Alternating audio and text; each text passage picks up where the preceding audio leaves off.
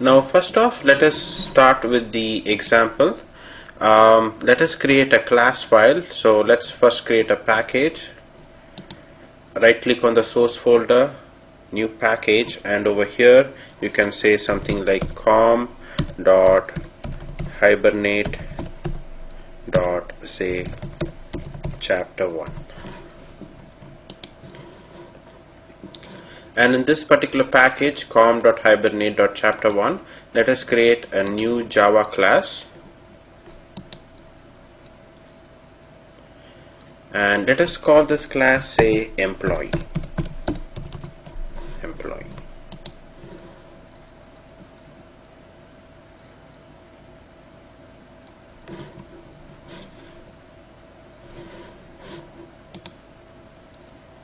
Now in this employee class, I'm going to have, say, two data, that is private int, say like employee ID, and private string employee name. So I'm going to have two data, private int employee ID and private string employee name, and let us go create the getters and setters. Right click, source, generate getters and setters, and over here select employee ID, employee name, and click OK. So that we have now created a class with like two private data and then like the getters and setters. Now, do you know what is the difference between a Java class and a Java bean? Well, the main difference is a bean is nothing but a class, but then it follows certain rules. Two rules basically. The first rule is for a class to be called a bean, it should have private data, and the data should be accessed using the getters and setters, and then it should have a no args constructor.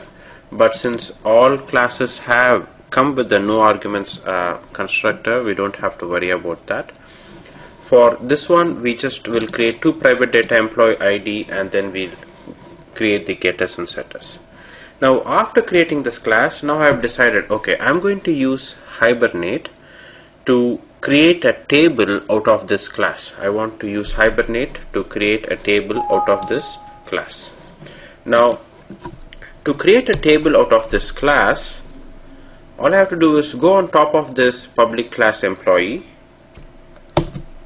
annotate it, that is give an @ symbol, and after that you will have to type a capital E and then put control and space.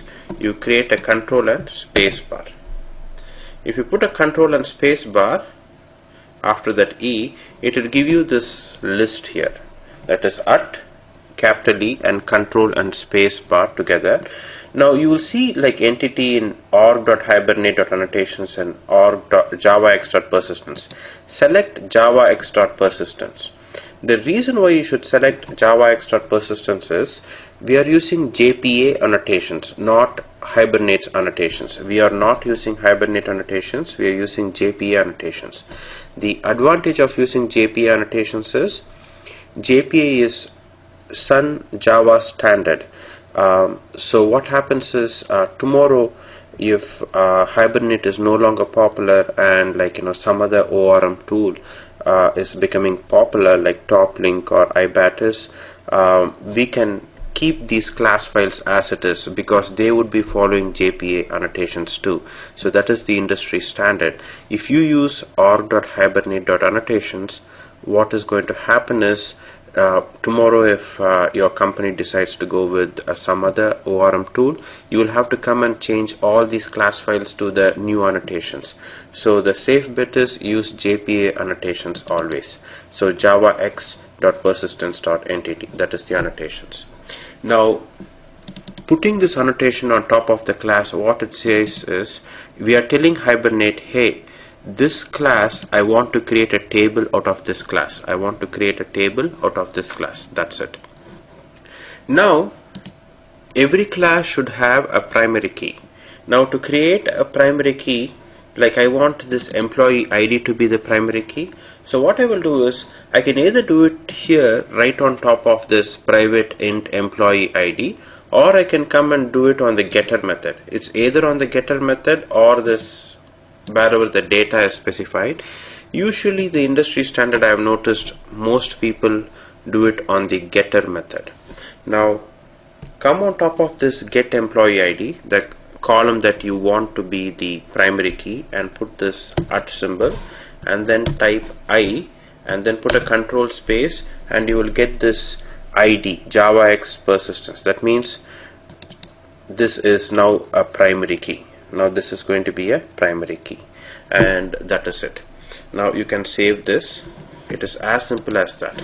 We have told Hibernate, okay, this is going to be a table called employee with this employee ID going to be the primary key. Make sure it is on the get employee ID, not on the set employee ID. It's either here on top of the data or the getter method. Okay, this class I'll be using the getter method.